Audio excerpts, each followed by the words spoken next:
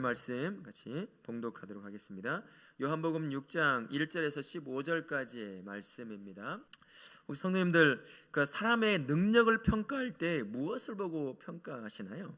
이 사람 참 능력 있어. 돈 말고요. 돈 말고 있는 모습 그대로 이 사람이 참 능력 있어 보인다, 능력 있다라고 얘기할 때 무엇을 보고 평가하십니까? 저 같은 경우는 그가 어떤 경험을 가지고 왔느냐, 과거에 어떤 이력들을 가지고 있느냐도 중요한 그의 능력을 평가하는 잣대가 되더라는 것이죠. 근데 보편적으로 정말 이 사람은 능력 있다라고 말할 때 어떤 것을 두고 보통 말할까요? 그가 해놓은 실제적인 결과물이 있을 수 있어요. 그죠? 무언가를 했을 때 야, 네가 했단 말이야? 이렇게 할 수 있는 그 결과물을 가지고 있는 것, 그것이 아마 야, 이 사람은 능력 있는 사람이구나, 이만한 능력이 충분하구나 라고 말할 수 있는 그러한 사람이 아닐까 생각이 듭니다. 우리도 다 그렇게 해요.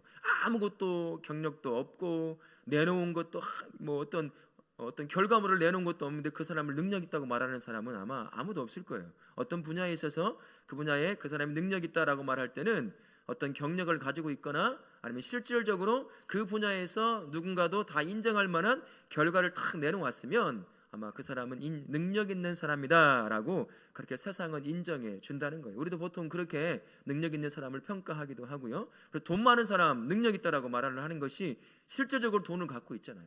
어떤 식으로 벌었는지 우리는 모르지만 뭔가 하나를 갖고 있기 때문이라는 것입니다. 그렇다면 하나님 나라의 사역자, 하나님 나라 일꾼, 그 일꾼의 능력은 무엇으로 평가될까요? 세상과 똑같이 뭘 만들어낸 거? 능력 있어. 그런 걸로 평가를 할까요? 아니면 어떤 것으로 그 사람이 능력 있다, 하나님 나라 일꾼으로 능력 있다라고 평가를 할 수 있을까요? 교회도 많이 무리 들어서 세상이 가지고 있는 이 평가의 방법으로 교회를 평가할 때가 참 많이 있어요. 교회 건물이 얼마나 크냐, 그 안에 성도가 얼마나 많이 있느냐, 교회 재정이 1년 예산이 얼마냐, 이런 것들인 거예요. 근데 그런 것들이 교회가 부흥했다, 성공했다, 이런 것들을 평가하는 그런 기준으로 작용을 한다는 거예요. 그거 무시할 수는 없어요. 실제로 하나님께서 주신 그런 것들이기 때문에, 그러나 그것만 가지고 교회를 그렇게 평가해서는 안 되는데, 그게 마치 전부인 것 양 평가한다는 것이 조금 문제이긴 한 것이죠.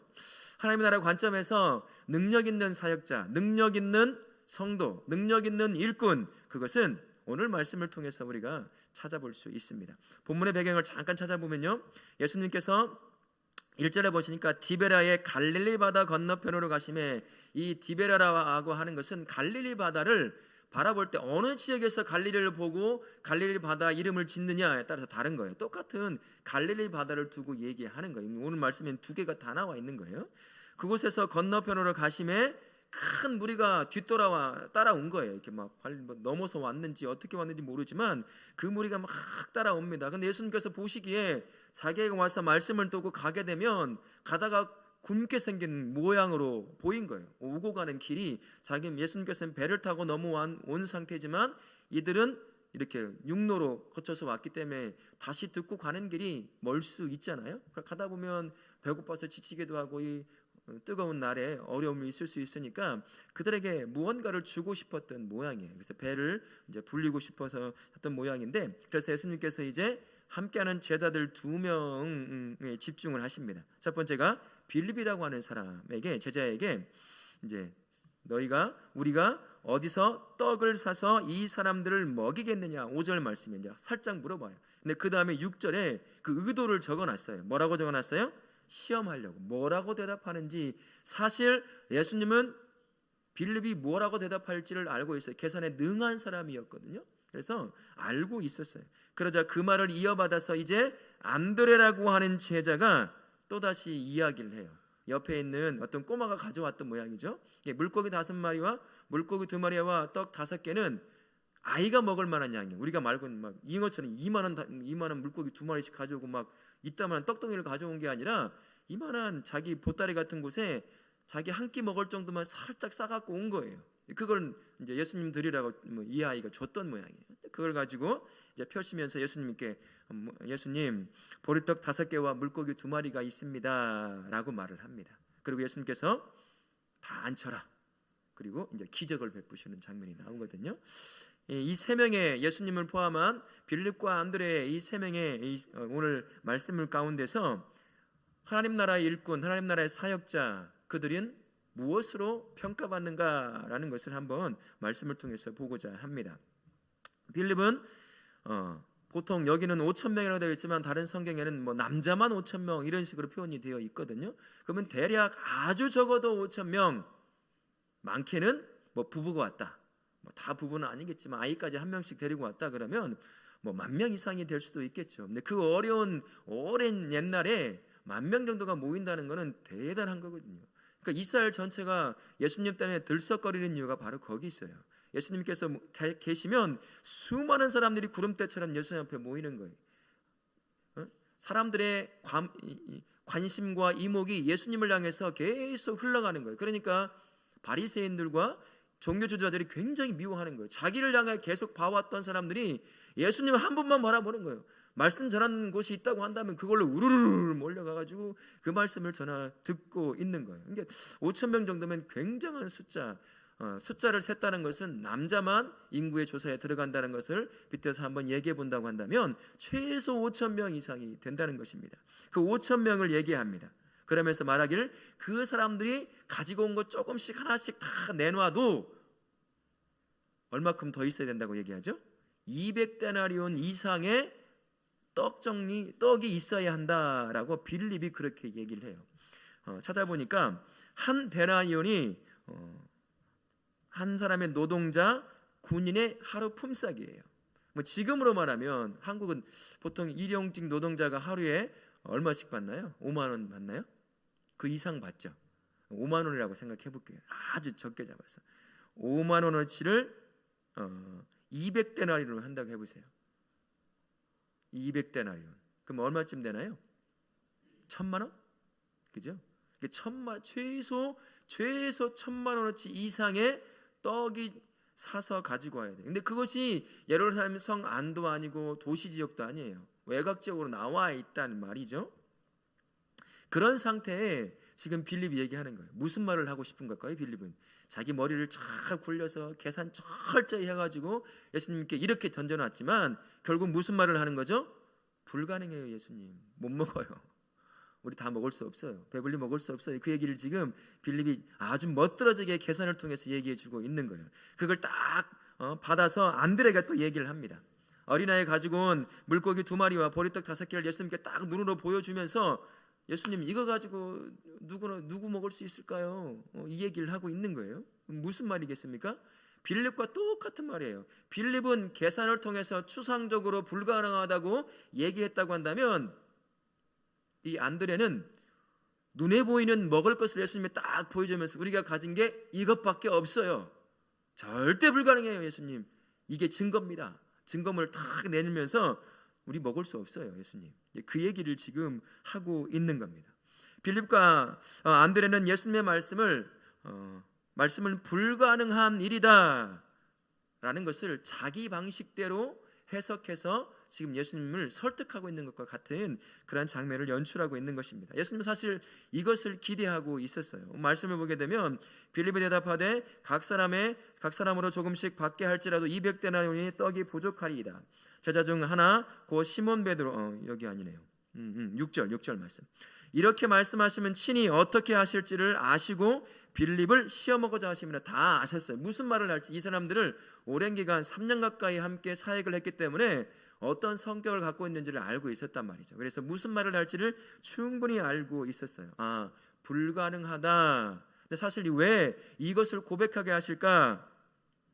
그 입을 고백하게 하기 위함이에요. 하나님과 함께하는 자, 예수와 동행하는 예수님의 사역자, 하나님 나라의 사역자는 자신의 힘으로 감당하는 것이 아니라는 것을 빌립과 안드레의 입을 통해서 고백하게 만들고 싶으셨던 것입니다. 사실 이 두 제자를 포함한 함께한 제자들 다 있었을 거 아니겠어요? 정말 기억해야 할 일이 있었습니다. 지금까지 함께하면서 예수님께서 베푸신 기적을 한번 생각해 볼 필요가 있었어요. 예수님이 행하신 기적들, 제자들은 그 옆에서 무슨 일을 했습니까? 막 같이 기적 일으켰죠. 죽은 사람 옆에서 살려내고 병자 옆에서 고쳤죠.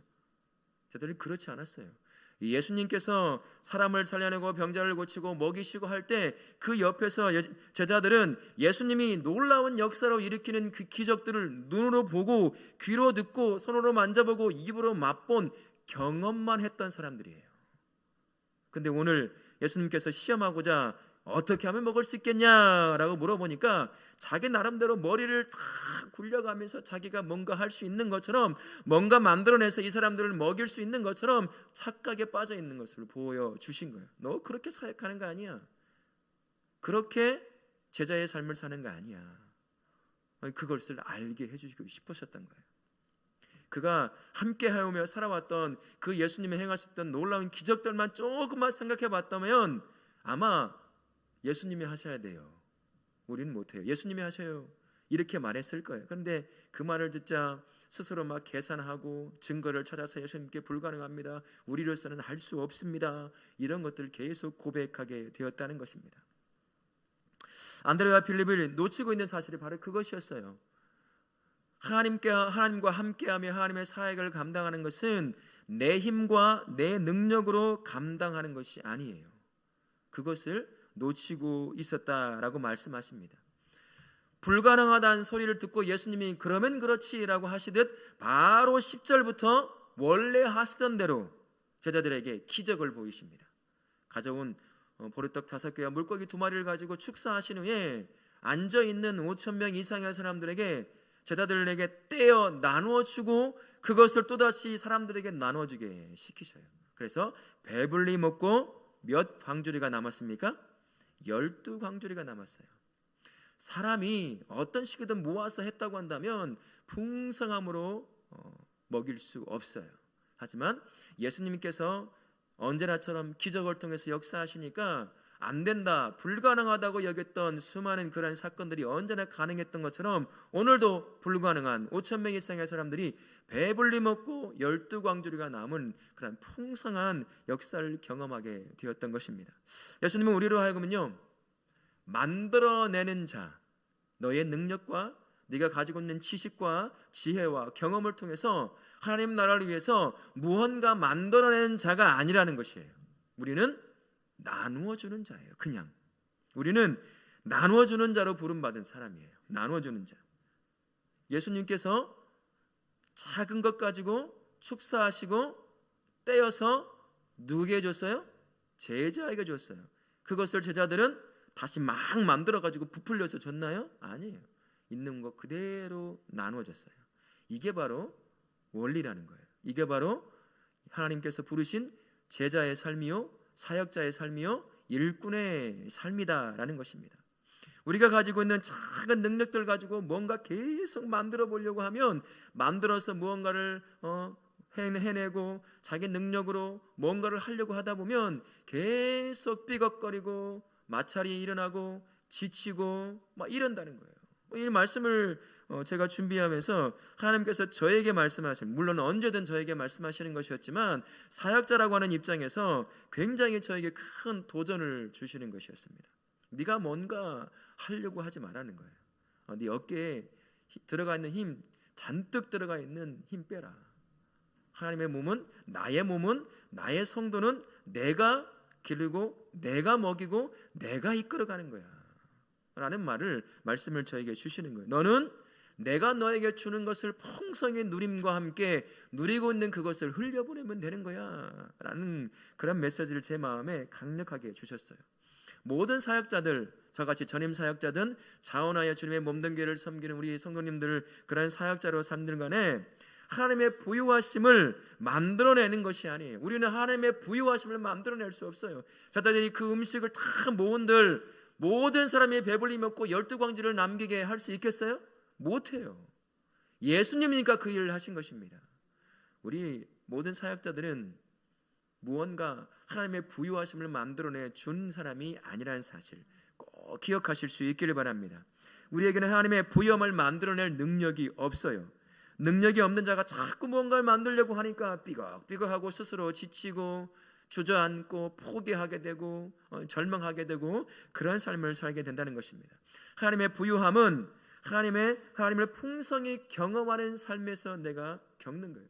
내가 하나님의 주시는 그 풍성한 삶을 내가 먼저 풍성하게 누리고 그 삶에 젖어 있다고 한다면 그제서야 내 안에서 차고 넘치는 하나님의 그 부유하심을 흘려보낼 수 있다라는 사실, 우리가 그것을 기억해야 한다는 것이죠.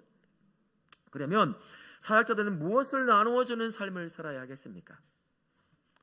무엇을 나눠주는 삶을 살아야 할까요? 예수님이 한없이 부어주시는 은혜, 그 은혜를 나누어주는 삶을 살아야 돼요.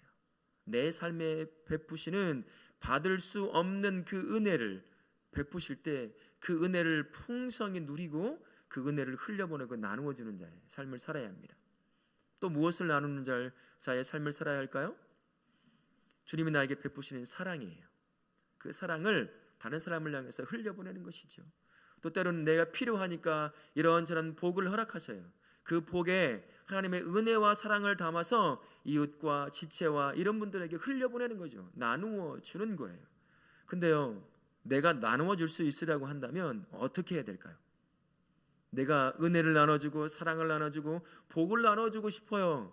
어떻게 해야 되겠어요? 내가 먼저 하나님의 은혜에 푹 젖어들어야 돼요.